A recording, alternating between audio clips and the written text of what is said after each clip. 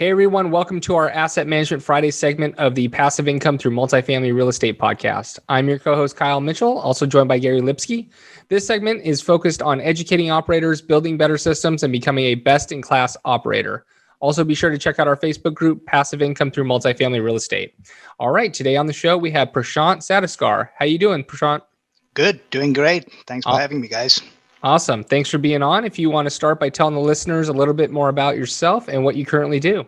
Absolutely. So this is Prashant Satoskar based out of Dallas. I'm a recovering technologist, spent 20 plus years in the technology space, first as a consultant, then as a business owner. I started investing in single families back in 2005, but over time kind of realized quickly that I couldn't scale. So jumped into multifamily first as a passive in 2016, went into, almost at 2,500 doors as a passive investor within a year, and caught the bug, thought of making the move. So jumped into being a GP and a, asset manager in 2016. So we started our company in 2016. Now we own 700 plus doors. We've gone full cycle on one of the deals already. So this is what we do full time. So essentially, buy B and C class multifamily assets in the Texas major markets. Great. Thanks for being on, Prashant. I know you're a big financial analysis guy, so let's talk about some of the key things that you focus on when it comes to financial analysis. Yeah, no, sure. So as asset managers, really, our goal is really to maximize the potential of every asset, right? So there's several things we look at, operations, CapEx, contracts, managing staff and stuff, but financial analysis part is a very critical aspect of what we do, right? Because that's where the data is. That's where we, get some actionable, data to act on other areas of our, asset management duties. So what do we look at, right? So typically, obviously, we start first with occupancy, collection, and NOI, so which is the most common metric that people look at. And we currently use a third-party property management company, so we get our daily, occupancy and collections report automatically through Resman, which is what we use. And at the end of the month, we get the financial package from our property management company. So that's where the NOI comes in, right? So we look at, P&L first, to figure out what is our NOI trends, and we also look at budget to actuals to see how we are trending, compared to what we had budgeted, what we are spending. And within, digging deeper into the NOI aspect of things, we are looking at the, revenue side to see if we are optimizing revenue, right? You can have revenue trend that you see going up, but we look deeper to see, is there any opportunity to make it better, right? So we look at things like, are the rents okay compared to the market, comps? How are our CapEx, improvements impacting the rents? Are there any opportunities to increase rents? We look at things like renewals, because depending on the seasonality, we may have a different strategy for renewals, and, do we want to give concessions and all that stuff, right? So that's on the revenue side. Same thing on the expense side. So we look at, where can we cut expenses, looking at contracts, looking at R&M, payroll and all that good stuff. So that's really gets us to the NOI part, which kind of gives us a directional view on where we are heading. But the NOI metric in itself is really not as meaningful as operators, right? So NOI is great when you're buying a deal and when you're selling a deal, that gives you the value of the property. But the real metric that we are looking for is cash flow, right? So you can have a great NOI, but if there's stuff below the line in your books that eats into all that cash that you generated, then your cash flow can be zero. So the next level of analysis that we try to do is, figure out where we are on the cash flow perspective. So that's where we look at, statements like the, cash flow statement, AP aging statement, our, balance sheet, etc.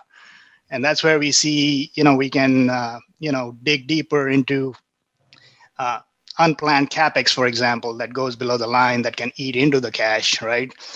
or your cash flow statement might show you got 100K worth of cash that you generated, but you may have 120K worth of accounts payable that's sitting there that you don't know of, that is going to eat up all that cash.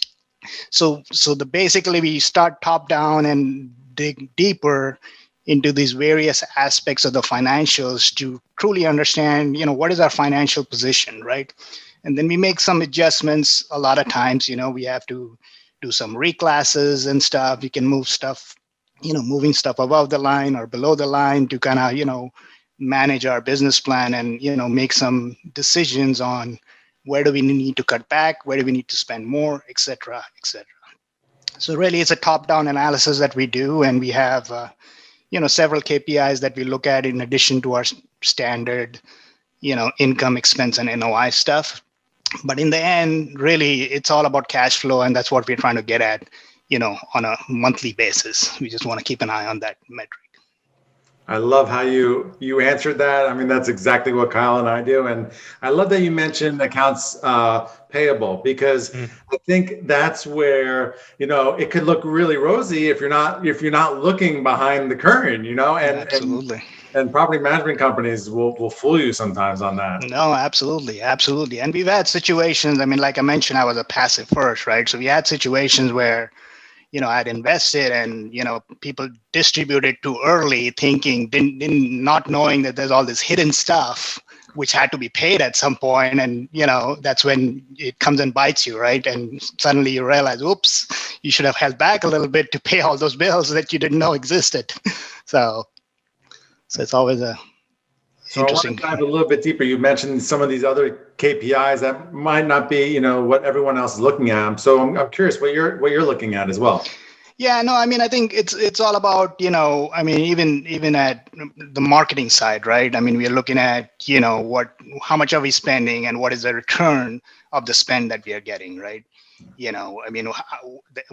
Also traffic. Let's say we have X number of traffic, but what is the conversion rate?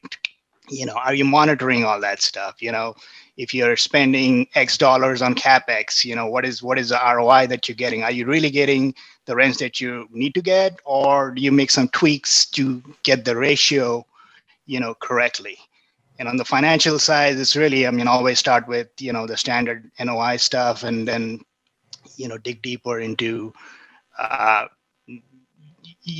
getting to the cash flow component of it and tie all these things together, right? Besides Resman and Excel, do you have any other tools that you're using to help, track the conversion and whatnot? No, so far, that's the goal, to get to an automated system. But this, over the last couple of years, we've been just, improving our Excel model. And we feel that we've gotten to a stage where we can get the metrics in a fairly automated fashion. And we are looking at some, building really our in-house BI-based tool that can give us a little bit more, robust, dashboard-like metrics that we can look at rather than, doing it all manually. But so far, it still happens to be Excel. Cool. And do you have, when you're going through your financial analysis, do you have a standard, you've listed all the different things, but do you have like a checklist that you use every single month, or it's just because you've just kind of taught yourself over time and you got it nailed in? Yeah, it's not, we've got like a template which really, follows that process, right? We start top down and can keep drilling deeper. And really the last line in our analysis is, okay, how much cash do we have? So we kind of, keep tying all these pieces together, but there's no specific checklist as such, but it's really all these components that I just mentioned, right? Great. I'm going to pass it over to Kyle. All right, Prashant, what is your asset management superpower? Oh, wow. So, I'm an engineer and I had a consulting company. So in my past life, really, I was used to dealing with various functions within the company, like marketing, sales, consulting, operations, and how all these things tie together. And asset management is really the same thing, right? Essentially, you have all these moving parts, and and you tweak one lever and it impacts something else. So essentially, that experience has helped me. So I guess, understanding the big picture and tying all these pieces together and, being agile and acting on these, the information that we can gather is really what I think I can do a pretty good job of. Yeah, perfect. Well, Prashant, we appreciate you coming on, talking to us a little bit about financial analysis. If you can tell the listeners where they can find out more about you.